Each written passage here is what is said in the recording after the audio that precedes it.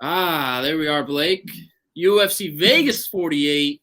I mean, I was fully prepared to talk about David Onama for 40 straight minutes, but the main event between Jamal Hill, I think, like the length of Johnny Walker was something to behold. He's like a creature, freak of nature type of guy. He did not respect Jamal Hill tonight. He didn't respect his power. He didn't respect really anything about Jamal Hill from what I saw.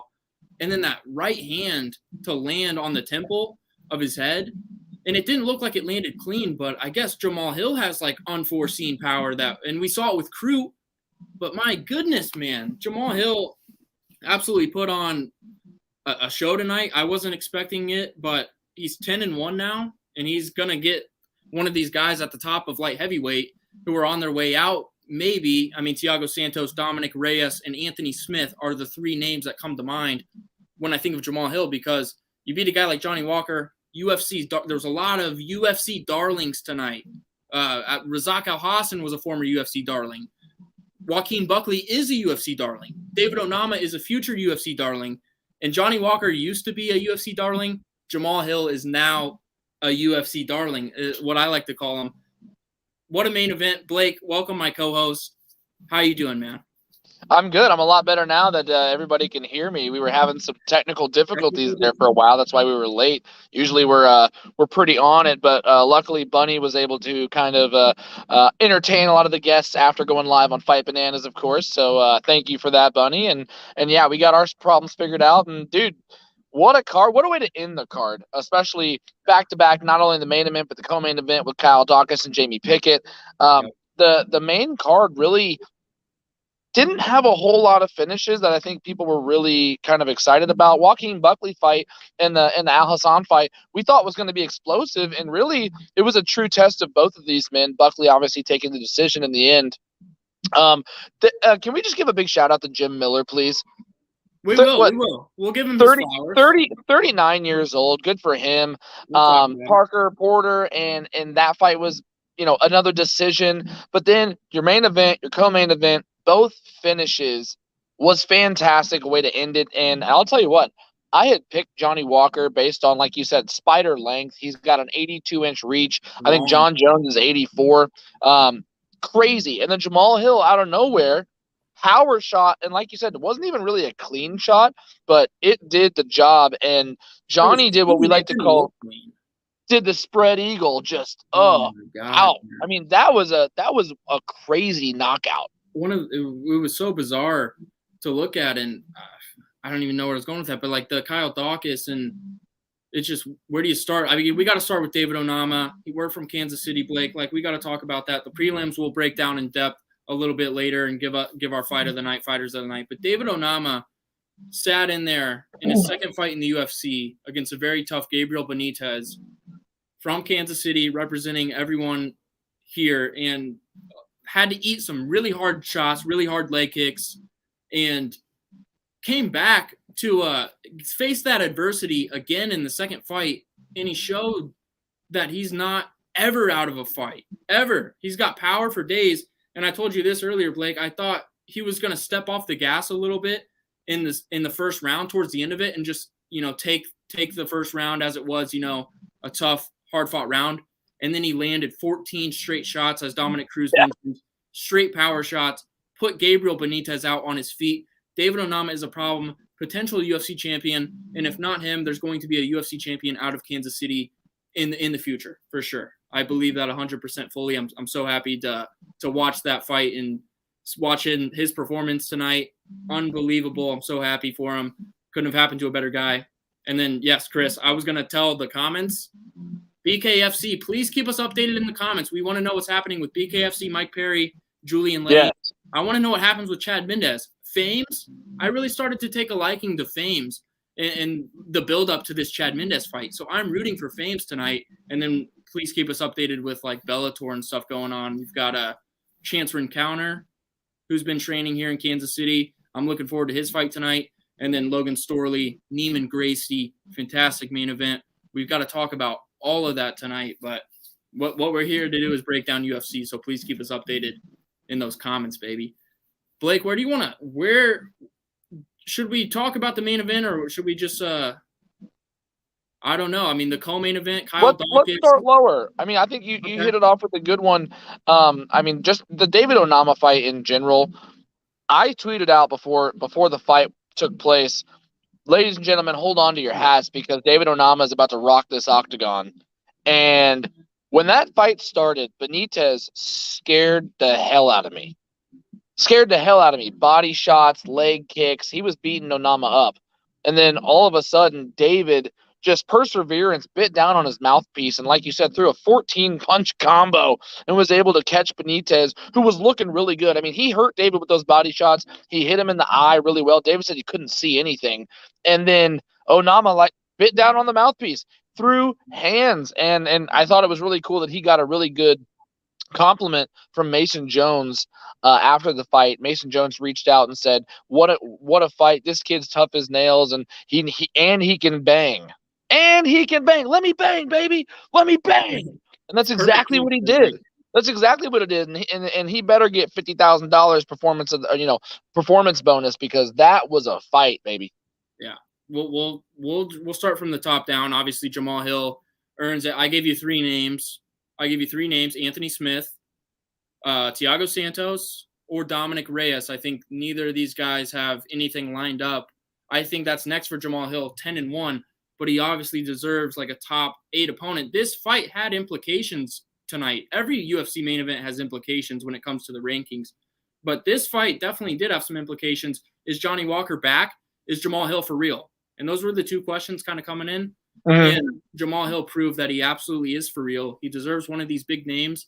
I would like to see that test against Anthony Lionheart Smith because he's seen absolutely everything. Jamal Hill has power that, maybe we haven't seen. Yes, Thiago Santos and Ankalaev. That's a main event coming up. Thank you, Minnie. But still, got to see that. So Anthony Smith, right? I don't think I actually was going to say Reyes. I think Reyes would be a good test for him. They're both stand-up guys. They're not necessarily go-to-the-ground guys, or at least Jamal's been, showing a pretty good on-the-feet advantage right now. I'd like to see those guys go to war. Anthony Smith has been tested by very many good people. He's always in the top 10, top 5. I would like to see Hill get one more really clean opponent under the belt, and if he can go out and dominate if he can go out and dominate Dominic Reyes, then of course feed him to the Lionheart Anthony Smith. But I would like to see one more before we really get him up into that top tier of the division. Okay, and then Minnie, thank you for joining MMA Ideas. Did you break that fight, Minnie? Did you break Thiago Santos versus Ankalaev? Because I feel like you might have. Minnie Meyer, MMA Ideas on Instagram, breaks fight news. Probably better than anyone in the game. Thanks for joining us tonight. We'll go to the co-main event, Blake. Kyle Dawkins, we won't spend too much time on it. Credit to Jamie Pickett for taking this fight on short notice at 195. And that was supposed to be Julian Marquez, another KC guy in that co-main event slot. And we would have loved to see that. You may run that fight back in the future. But Kyle Dawkins, he's good everywhere. He's got good jiu-jitsu. We've seen it. And he's got pretty damn good striking as well. But Jamie Pickett, I saw it on Twitter, and I'm not really going to say it, but you can't really tap with 1 second left on the clock. It sucks, but time awareness, you could have held on for a second. He tapped at the very last moment. But credit to Jamie Pickett for taking that fight. Congrats to Kyle Dawkins. You keep your name ascending. You get another big guy, maybe Julian Marquez, and maybe I think I got someone else written down for Dawkins. Kevin Holland, we've seen that fight ended very weirdly with him and Dawkins. It ended with, I think, an accidental headbutt. Maybe we see that one run back. But and this was the name I wanted to say, Blake. I want to see him fight Nick Maximov next. I would like to see him fight the Nate Diaz darling Nick Maximov. Run that with Kyle Dawkins. That's my fight to make. You are a pretty good fight matcher upper. Just going back to the fight. Yes, I'm impressed by Kyle Dawkins and being able to cinch up a choke in a weird situation. I don't know if I'm more impressed at Dawkins or more disappointed in Pickett. Like you said, you have to understand time management, time awareness, and unless you just couldn't hear, I mean, there was 1 second. It was tap. Buzzer. I mean, that was way too close. You could have gotten out of that round. To me, that seems like somebody who either just lost all kind of awareness of what was going on in the octagon, 'Cause he did get cracked too. or somebody who was just, it was time to quit. He didn't want to go any further. He felt like he was getting beat up. Dawkins did have a lot of control during that round, but that was just a weird tap. I mean, anybody else would have helped. Most people would have held on to that. Hell, I bet you and I could have held on to that. We're not even fucking professional fighters. No, But if I'm here in 10 seconds, I'm not tapping. I mean, I'll go out, but like 1 second, it was back to back. That was crazy to me. So, but good on Kyle Dawkins. I mean, he's going to have a lot of good fights coming up. Hopefully, get some good matchups. But it was just a very bizarre tap. I pick it, especially with it was almost a lack of awareness to me. Yeah, you could see that. What did Dawkins said his name was the Dark Knight after that? I don't know if I'm ready to call him. I don't know if I'm ready to call him that. Hey, it's a good name though. It's a good name. And then so congrats to Kyle Dawkins. I mean, he beat a short notice opponent. We'll call it how it is. It was impressive what we saw, but Jamie Pickett stepped up on very short notice. So it's a credit to him for taking that fight. And it was at 195, so it wasn't at a true weight class. But Kyle Dawkins did show a lot of good things tonight. And then we'll move to the next fight. Before we talked about Jim Miller, what's up, my boy Chase? The Dark Knight. Chase likes the Dark Knight. I like it. I think that's clever. But and then he called out like Tony Ferguson and said, I have more Darces than you. Maybe he does, but not bad. We'll quickly go to the Badeau fight and Parker Porter because we're just going down the line because I want to talk about Jim Miller. I know you want to talk about Jim Miller. But Badeau had some really nice uppercuts, some really nice stand-up in this fight. And Parker Porter just kind of took him down, did what he had to do to win. But I was way more impressed with Alan Badeau in this fight. Showed his striking, showed that he's getting a lot better, or he already has really good striking. He's been working with Ciryl Gane, and it shows a lot because every time Parker Porter threw a leg kick, he ate 2 or 3 just straight punches from Alan Badeau. The one thing, he just couldn't avoid the takedown. Parker Porter wins a boring decision. Wasn't too impressed with Parker Porter. A little bit impressed with Badeau. But, I mean, that's my thoughts on that fight. Do you have any thoughts on the Badeau? Yeah, to me, that was just a veteran winning in a veteran way. He knew he could out-wrestle Badeau. Badeau did look a lot better in his striking. It looks like he's putting some things together. But, that's just an experience aspect. Parker knew what his game plan was going to be. And some people call it boring. I call it strategy. At the end of the day, is it exciting the way fans want to see it? Not necessarily. But he got the job done. That's a veteran way to win a fight, and that's what he did in the end of the day. But I do think that Badeau is going to continue to get better, and I'd like to see kind of what his future looks like in his next opponents, because if he starts putting some good striking together, I mean, you need to watch out. Uppercuts, we always talk about uppercuts in the clinch, baby. But yeah, I mean, good on Parker Porter. I don't have a whole lot to. That fight was. I was also half paying attention to that fight while I was also hustling to get to a spot. I don't have Wi-Fi where I'm at, so I actually you look like you're in a 1920s TV. Like you're super. Do you guys want to see? Do you guys want to see where I'm at? You're super pixelated. I don't know if people can even see where you're at, but you're in a movie theater all by yourself. I am in a movie theater all by myself right now. So clutch spot. I'm actually at the Johnny's B&B up here in Liberty. So. Wow. But you still look like you're a pixelated kind of guy, That's just what I like to call you. Do I look pixelated? You're just a pixelated guy, that's... I look clear as hell on mine. What are you talking about? I don't know. We'll see how it comes through in post, but for me, you look kind of pixelated. I can't really see your eyeballs, to be honest with you. That's like... Yeah, okay. Yeah, I mean, a little bit. Do I need to do the rest of the show up here? No. Oh, yeah, big time pixels. No, please stop doing that. Stop. No. But, oh, my God. Anyway. We'll talk about Jim Miller. I want to take it back to last week, Blake, when we had a guy named Andre Arlovski fight. Andre Arlovski's 40-plus, and he's scraping out decisions against prospects in the heavyweight division. Jim Miller is 38, and he's knocking out top prospects at 38 years old. It's absolutely crazy what he's been able to do the past couple fights with the finishes he's had, and they're super entertaining against young guys, against young talent, against UFC caliber people that are on the come up, making their UFC debuts. I don't know what to say about Jim Miller besides he keeps surprising me. He keeps winning, and he's going to be the first fighter to fight on UFC 100, UFC 200, and UFC 300. Jim Miller, they said enough nice things about him tonight. I don't want to give him too much credit, but he's a legend, and he did it again tonight. It's unbelievable. Unbelievable what he's able to do. You got to give him credit where credit's due, big dog. I mean, come on. I think he tied Donald. He tied Donald Cerrone for most wins in the UFC ever. Yep. I mean, hey. Round of applause for Jim Miller, and he did it in spectacular fashion. Flush right hand over the top on Mata, however you want to say it. But I thought it was clean. Good for Jim Miller. Usually kind of a submission guy. Definitely done a lot of guillotines, a lot of chokes. But today he came throwing hands, and it was awesome. So it was actually just kind of cool to see. You know, I've said this year a lot, especially last year. I feel like the past 2 years have really been kind of a changing of the guard. A lot of the guys that we grew up watching in the UFC, in mixed martial arts, they're starting to phase out of the game, starting to either retire, get into commentating, one or another. And Jim's one of those last kind of heroes of guys who's really kind of transitioning over. Probably, I don't know how many fights he's got left, but he looked great tonight, and good on him. We're at UFC 272. I think, did we have that? No, 271 was Adesanya. 272 is going to be, it's going to be Colby Covington and Jorge.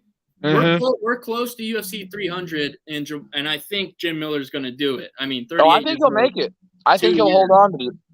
2 years, and then we gotta move to the probably one of my favorite fights of the night to watch. At least was the Razak Alhassan and Joaquin Buckley fight. I said it in the pre-fight, like the pre-show, basically. Joaquin Buckley's a UFC darling with the beautiful knockout. I remember a time when Abdul Razak Alhassan was 11-0, absolutely KOing everybody you put in front of him, and then he gets KO'd. Buckley had a little step back with Kevin Holland. These guys were both like meeting in the middle for this fight. It was a perfect matchup, and I don't know. I thought Razak Alhassan did enough to do round number 1, and I thought he did enough definitely in round number 3, easily won round number 3. And then Buckley fought well throughout, got the takedowns when he needed to. Razak also got some takedowns. We can't leave that out, but the power was there. They displayed power. They displayed grappling, and they displayed pure determination in that fight tonight because nobody saw it going 15 minutes, including myself. I don't think that fight ever goes 15 minutes. I did not. I definitely didn't. If you ever run it back. So I do think maybe a little Kansas City bias, but I thought Razak Alhassan did enough to get that win tonight. That's just my opinion. It was very close. Buckley fought great. They both fought great, but I think Alhassan won that fight, for me at least. For me, I thought the striking was pretty even in the first round. Alhassan might have landed a couple more bigger hits, but Buckley secured the first 3 takedowns, which was also a record for him. He had never had 3 takedowns back to back to back. So Buckley secured the takedowns, and I think that's what ended up winning him round 1. And then in round 2, he was way outstriking Alhassan, had a way bigger volume. And in round 2, Alhassan really kind of curled up against the fence, and every time Buckley would throw 4, 5, 6 combos, he just wouldn't fire back. He was really kind of curling up. So I mean, I don't know. He probably out. Like he wasn't. He out. It doesn't matter. He was the volume that he was striking him with. 1 or 2 of those, you throw 6 shots. 1 or 2 is going to hit. My light went out for a second. But. So he outlanded volume wise in that second round plus aggression. So I give Buckley the first 2 rounds. Really, the first round was a lot closer than the second round. Buckley clearly took the second round. Alhassan needed a knockout. He could have gotten it, but it was. I thought it was a good fight. I thought it was a good overall decision. That was probably my favorite decision of the night. Yeah, I'm happy. I'm happy for both Buckley and Alhassan. I'm actually. That's what I wanted to bring up too. Is that's the toughest part of the sport. It's crazy when it gets to the judges' hands and you do absolutely everything you possibly could do. They left it all in the octagon tonight, and it doesn't go your way.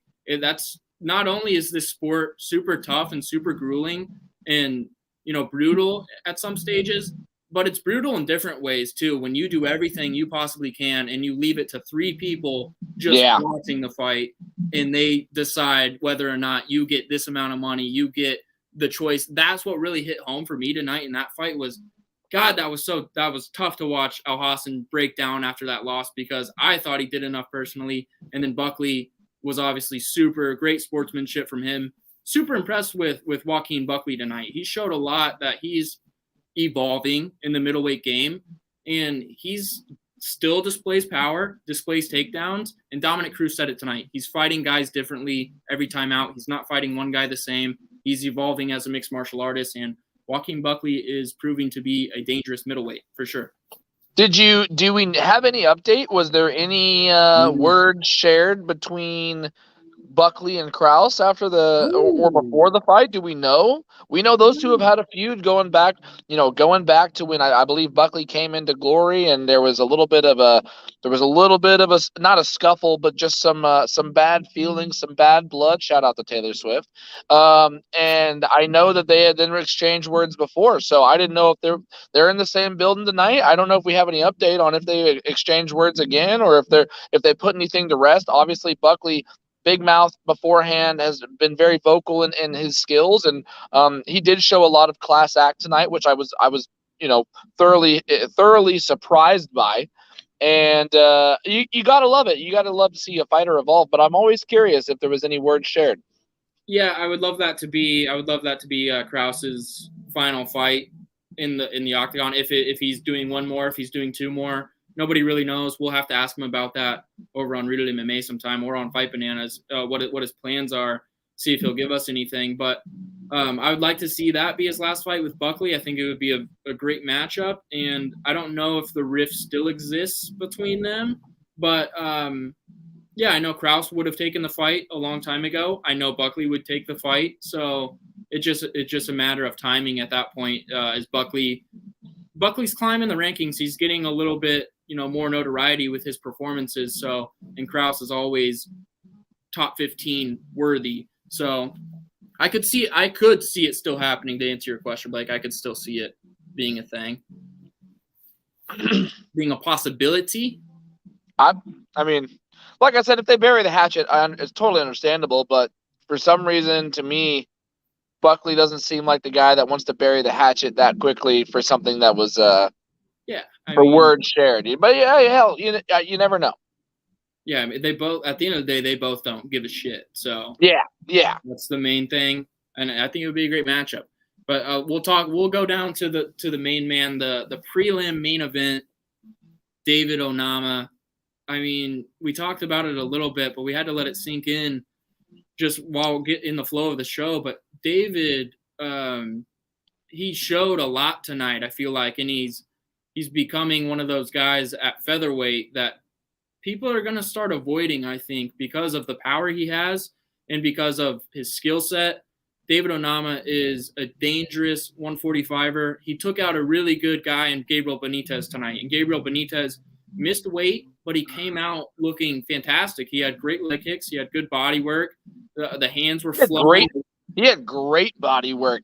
You could hear his body shots almost like liver kicks or body kicks. I mean, a couple times I was like, I went, ugh, because I heard it. And I was like, man, I know that would hurt.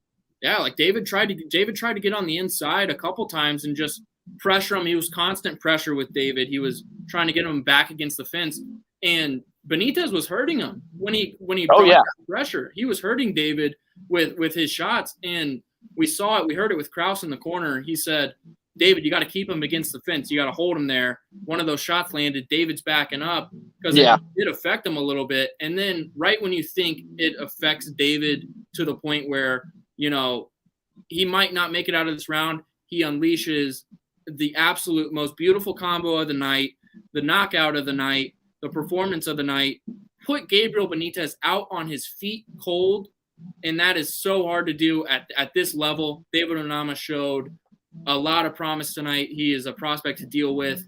And I mean, that the trajectory of that man is crazy at 145. Nobody wants to fight him. I don't think anyone wants to fight that guy. No, he he is 100% put the featherweight division on notice. He is a bad mamma jamma. I mean, the things that people are going to be saying about them, like I said, when you fight a guy, you end up losing to Mason Jones. But anybody who watched that fight, nobody thought that Onama officially lost that fight, even though on the record books he did. I think everybody came away thinking that was a win in David's book because he put everybody on notice. You know what I mean?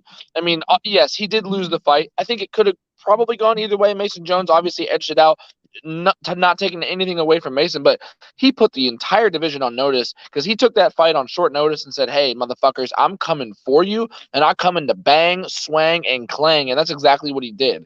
At the end of the day, I think that his performance today solidified that original performance that he had put in. And Gabriel Benitez came out swinging, and he looked so good in the beginning. His combos, his up top body combos, he'd go head, body, and those body combos and leg kicks were landing heavy. He hurt David, and that just shows you how tough Onama is. I mean, I've said it before, bit down on the mouthpiece, gripped it hard, and just unleashed a fury of 14 combination that just caught Benitez clean on the chin, set him down against the fence. And you were right. I think that was the game plan for, I mean, you could hear James Krause in the corner talking to Onama.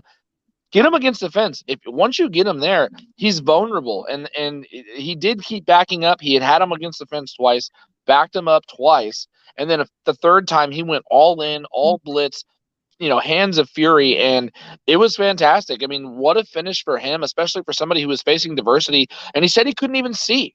He said he couldn't see anything. Couldn't see shit. He couldn't see shit, and I thought it was funny when Paul Felder gets him in the octagon for the post-fight interview, and he says, "Let's take a look at the video." And I'm like, he just told you he can't see. I mean, not that's no bad on Paul Felder, but I'm like, Onama can't even watch his own highlight. He's like, man, I can't even see right now. I'm sorry. Yeah, so we do have an update. We have Stephanie Egger with the 50K tonight. We have Kyle Dawkins with the 50K tonight. We have Jamal Hill with the 50K tonight, and we've got David Onama with the 50K tonight. David Onama absolutely deserved it. 4 bonuses tonight. 4 bonuses. I think that warrants that was amazing. Well, haven't seen the fight of the night, but yeah, David, congrats to him. I think he's a good guy, and first of all, a great fighter. One more time. So it was Stephanie Egger, David Onama, and who were the other ones? Kyle Dawkins, and then Sweet Dreams, Jamal Hill. Okay. Great performance. Yeah, I think. Do we know who got what, or no? They all got performance of the night. Okay. They all got performance of the night, 50K bonus, and we need to find out what's going on with BKFC. I need the comments. We do. Somebody please update us. But watching, it's about time for Chance Rencounter to fight, so I want to know what's going on with that. Well, and we might have to end this at some point because I'm like, if it's gonna go long, I'm trying to see Mike Perry and old boy, bang, bro, let me bang, bro. Seriously, but yeah, I would like to give a big shout out to, again, Bunny had touched on this today. We were on Fight Bananas talking with her about. Watch the prelims, guys. The prelims, if you're a fan of this sport, and if you're a true fan of this sport, the prelims are going to showcase people that you're going to see down the line on main cards. And one fight that was on the prelims that I was big on while I was watching it, I was still at work while I was watching it. Gloria de Paula versus Deanna Balbida was a fucking fight. Those two women stepped in the octagon and they stood in front of each other. They stayed in the box and they were throwing hands, got in the clinch. They were throwing knees back and forth. That fight, it was a decision fight, but Gloria de Paula came away with the win. And Diana Balbida, she put on a great performance too. But man, that to me was a fight. And until some of these other fights, I actually wanted to say this could have been one of the contenders for fights of the night. It was early, of course, so we had a lot more to go in the card, and ended up not going that way. But those two women got in the box and threw hands, and it was impressive. It was tough, and I thought it looked great for this card in the sport. Yeah, I don't know. Did you get a chance to watch that fight at all? Oh yeah, Gloria de Paula. I mean, there's 2 people that came off, and thanks, Minnie. Famez or Fames. They call him Fames. I think he should go by Famez because it sounds like Famez. Became a big fan of him, so hopefully he turns it around. But Chad Mendez is obviously big as hell, just muscular. So, but that's where we know we're at in the BKFC card. We've got, I think, 2 or 3 more fights before Mike Perry. So we're still there. Stick with us here. But back to my point, Gloria to Paula. There was 2 fighters on this card coming off of a knockout loss, which I can't even imagine, Blake. That's got to be so tough to be on, like tough on your mental to come back from a knockout loss. Gloria Paula did it tonight, and she looked great in a fight that she absolutely needed. If she loses, she's 5-5. I'm not sure there are many 500 fighters on the UFC roster. I'll just say that. So she absolutely needed it, absolutely earned it. And then the first fight of the night, Mario Batista coming off of a knockout loss versus Trevin Jones. Got to be tough, and he came and put it together for 3 straight rounds, and that was just a good way to start off the fight. I know Jay Perrin made his UFC debut. We didn't, and then we had Ann Hellinger make a successful UFC debut tonight. His 3rd round knockout was absolutely picture perfect, beautiful. That left hand, I can still see it in my mind, but he got against the cage, had the pressure on him, and that's a dangerous thing is when you can have your back against the cage. We saw it with Benitez. You see what happens if you can't defend yourself against the cage. You're going to get knocked out against a good striker. And Hellinger, with his back against the cage, delivered one of the most beautiful left hands of the night. Minus was Jamal Hill's. That was a right hand. Jamal's was a right. Eleanor's was a left, but that was one of those fights where both those guys were swinging. He kind of tore up Jesse Strader, but Jesse was still firing back with some big shots. And then, like you said, Chad against the fence just caught him clean and put him right down. Put him down so quickly that he was mid punch and just arm flailed across the screen, and he was down, and you knew it instantly. So that was a good fight. There was a lot of really good fights on this undercard. Hell, shout out to Chaz Skelly. Chaz the Belly Skelly. That's not his actual nickname, but that's what I call him, the Belly Skelly. Because look at him coming in. Usually he's a ground guy coming in throwing KOs. I thought Mark Striegel was going to be. He obviously I don't know if he's more fit. I don't know if that's a correct assessment that he's more fit than Chaz Skelly just based off of look. But he's way more muscular. Yeah. He might be – he's not even as strong as Chaz Skelly. Chaz Skelly is disgusting on the ground. Everybody knows that when you're going to fight Chaz Skelly. I remember his last fight with Jamal Emmers. It got canceled as Jamal Emmers was supposed to walk out. That was crazy for him. So for him to have that moment tonight, he beat the hell out of Mark Striegel tonight. He beat the hell out of Mark Striegel. And we both – if I'm not mistaken, we both picked Striegel, correct? Did you pick Skelly? I'm not picking fights. My picks. Fuck it, dude. I'm bad. Well, hold on. But you did pick the fights, so don't say you don't pick fights because you did pick them. I said I'm done picking fights, but I picked Striegel. I just said it. I just said Striegel looks more muscular. Oh, okay. I thought you were like, I don't pick them. I was like, motherfucker, I saw your Twitter. Well, that's why I shouldn't. I'm saying that's why I shouldn't. But yeah, I actually didn't. I didn't do too bad today. My undercard wasn't great. 1, 2. Yeah, it's whatever. We pick them. It's fun. It's whatever. Yeah, I mean, I'm not telling anybody to listen to me in terms of putting your money on shit. That's for sure. But actually, my main card was pretty good. Damn it, Mendez by KO. My man Famous, man. My man Famous. Let's go. I wanted him to win. What? You're a Chad Mendez guy? Dude, I'm anybody who's crossing over from UFC. Okay. I'm anybody who can fight one way and then convert to fight another way. I don't know who Fames is. Apparently he drops hot singles. I've never listened to him, but I know Joshy's a big fan. So I checked him out. He makes good music. I like Famous, and he said he put it all in this camp for Chad Mendez. Didn't work out, but Chad Mendez, obviously wrestler, converted striker, got the knockout tonight. Good for him. Is it Famous or is it Fames? It's Fames, but I think it should be Famez, right? That makes more sense. Fames or Famez? Famez sounds weird unless you're trying to say famous. Exactly. You already got it. Okay, I don't know. He's Famous, not Fames. What is that? Maybe he should get a new damn name. Yeah, maybe. Well, I don't know, but yeah, Chaz Skelly. A young Chaz Skelly knocks out Mark Striegel in 1 round. because he absolutely dominated him tonight in 2 rounds. A young Chaz Skelly wipes the floor with Mark Striegel because he pretty much did that tonight. We'll talk about Stephanie Egger got the 50K tonight. She had and I know it's called a Ronda Rousey throw, but it reminded me of Montserrat Conejo doing her throw and just like having the head straight down for punch. Yeah. Judo throw was beautiful. And then transition to armbar.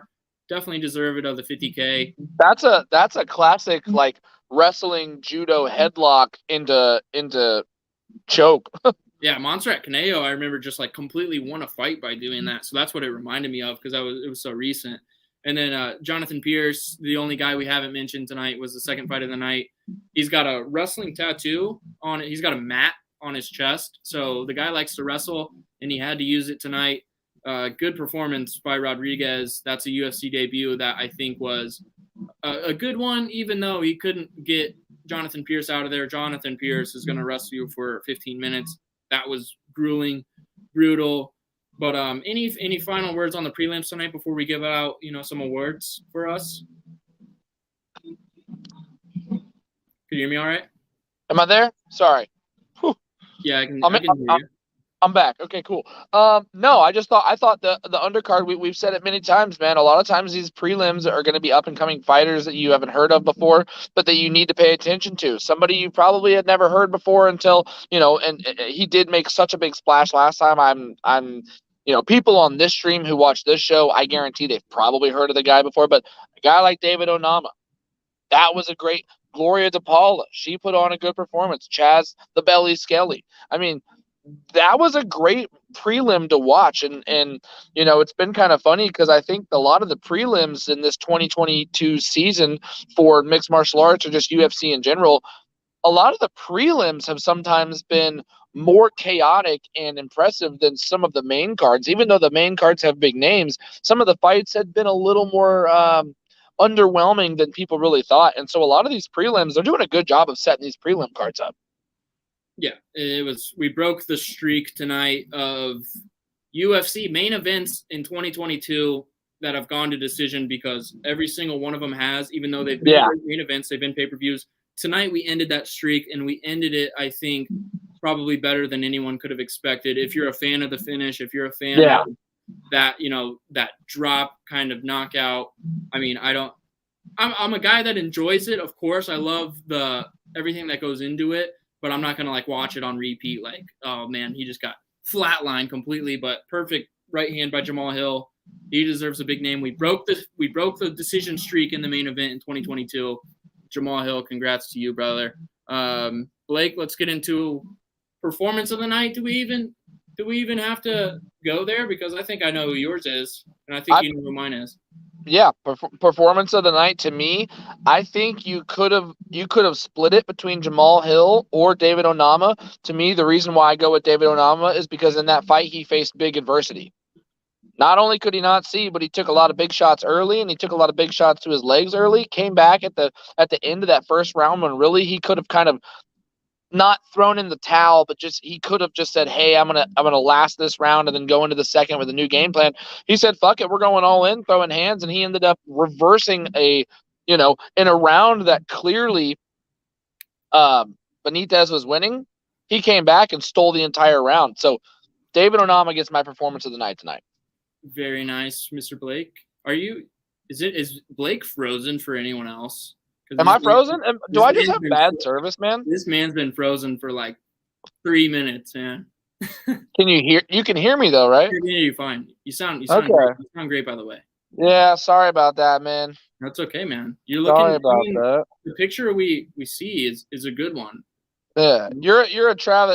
At least I'm not stuck like. But I'm a traveling man, so I'm always kind of on the road doing something, doing it. You're always at the A10 studios. You always look fantastic, of course. But Blake, thank you, brother. You sound amazing. But Anthony, I think we're good. I think you look great. Okay, cool. Appreciate you, Ant. Yeah, Anthony, thank you. Thank you guys for watching for sure and joining us after this UFC Vegas 48. Next week, we'll obviously talk about it a little bit more, but Islam Makachev versus Bobby Green.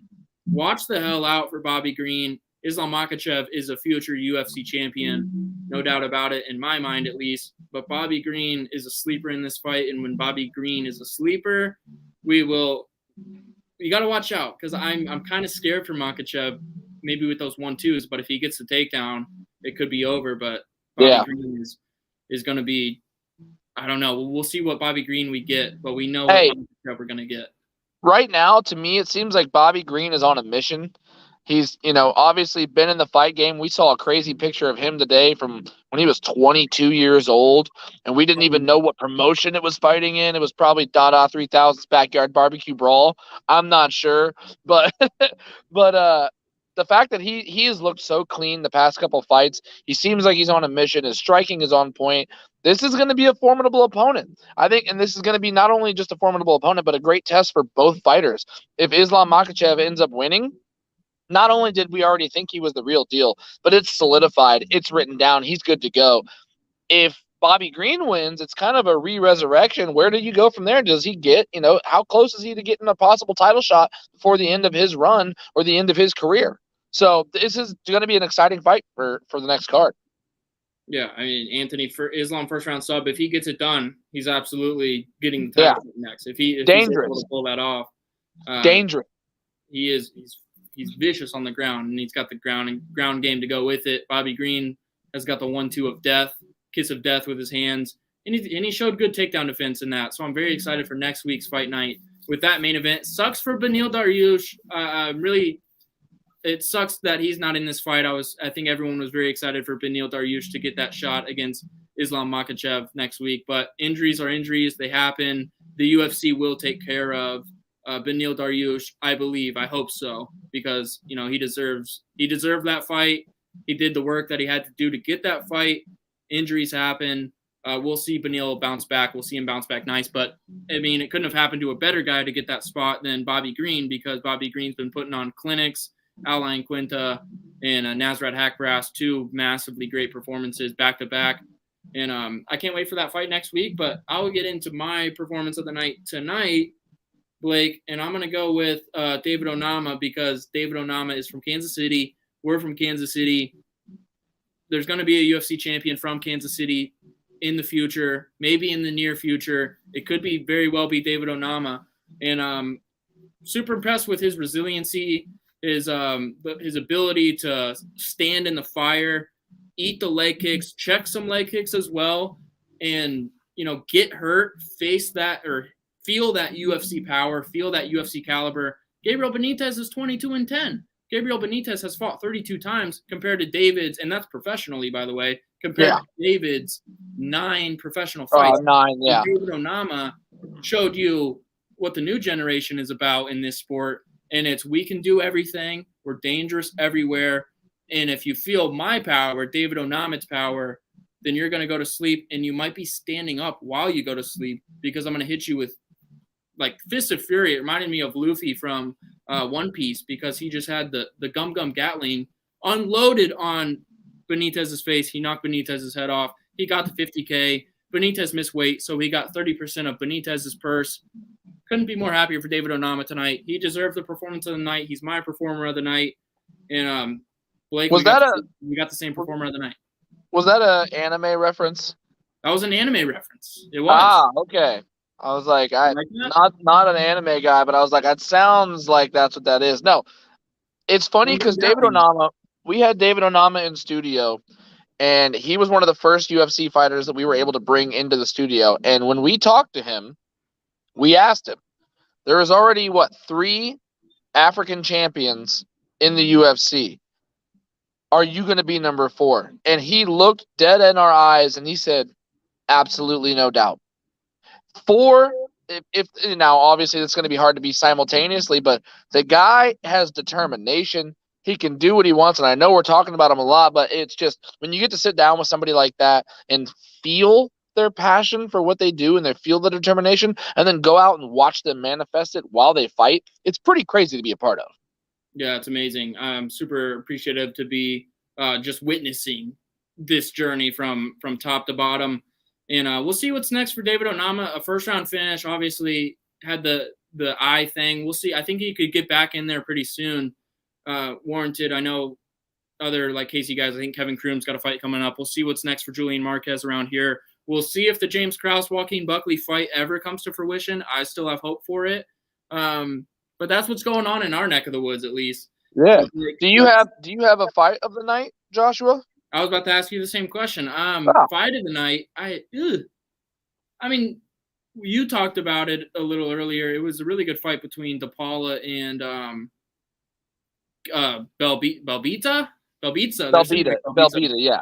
Not Velveeta, not Velveeta like the cheese, but Balbida. They were saying like Balbita on the broadcast. I don't know how they figure out some of these names sometimes, but Balbita or Marina Rodriguez. I got to get better with pronunciations, but Balbita DePaula was a fantastic fight tonight.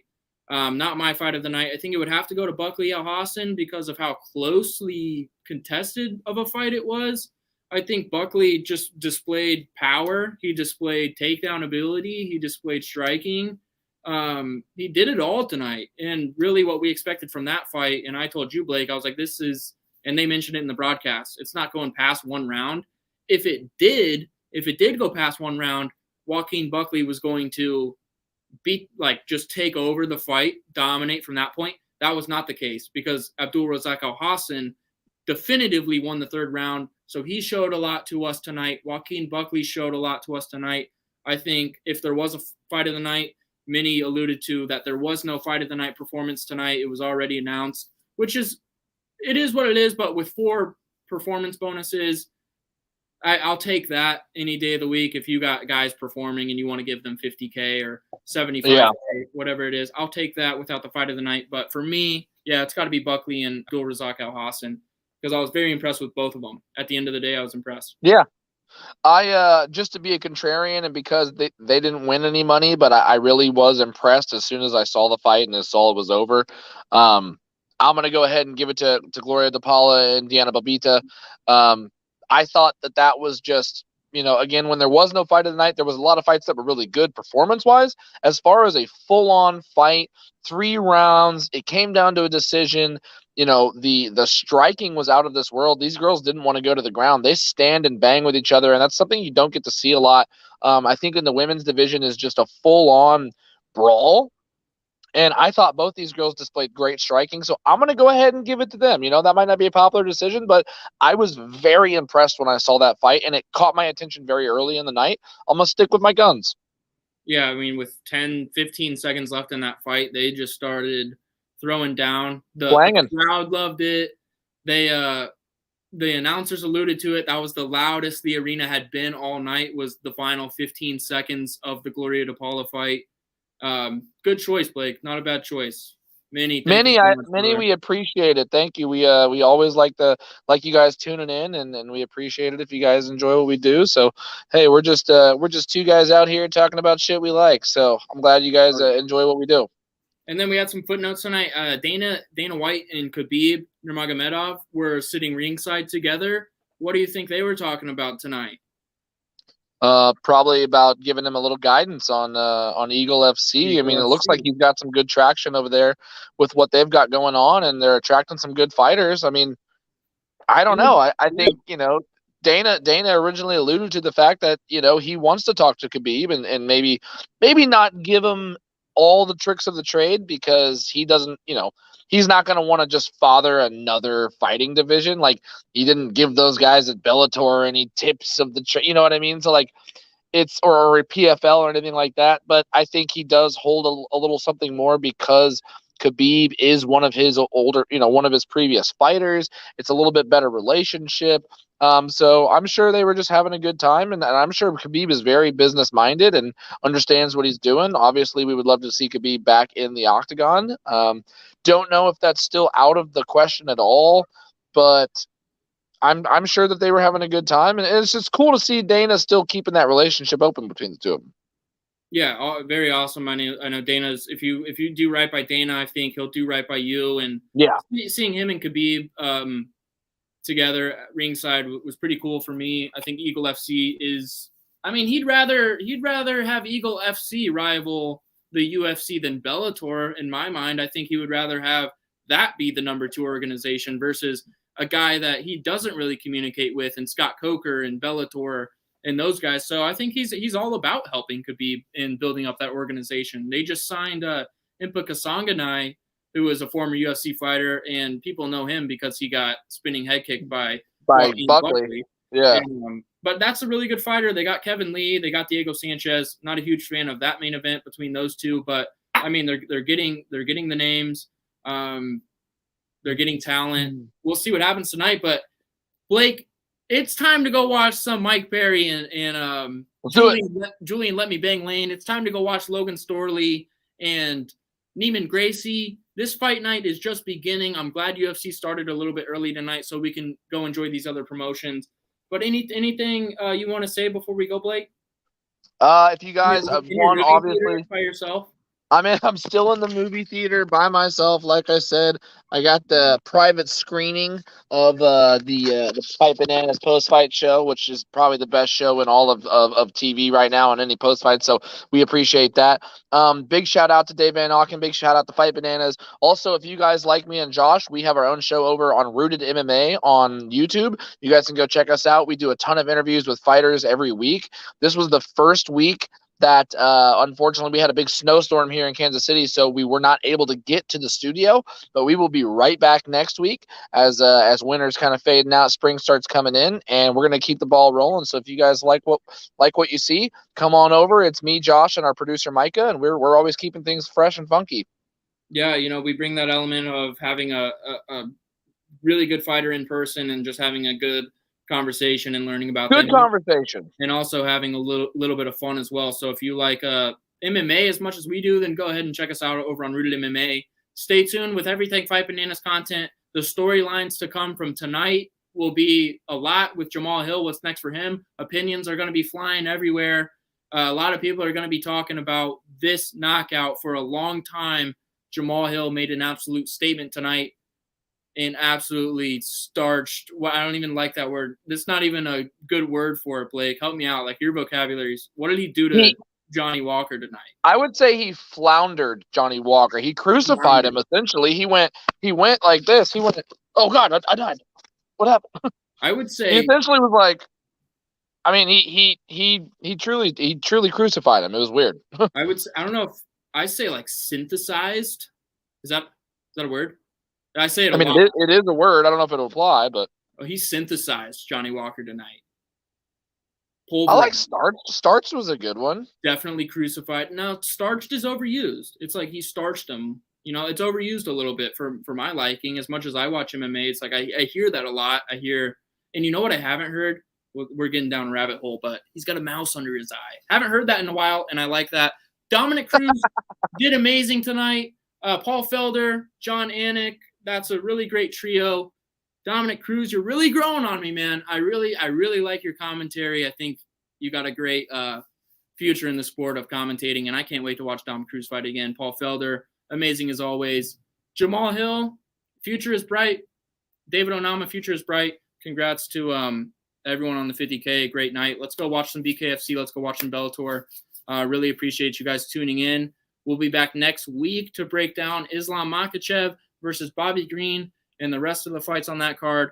We'll get into all that next week. And stay tuned on our socials. You can follow me, Josh Beasy. You can follow Blake at Wake and Blake 29 or Ginger Pants 29 on Instagram. It's been a great breakdown show. Appreciate you guys joining. Next week, we're back at it. Peace.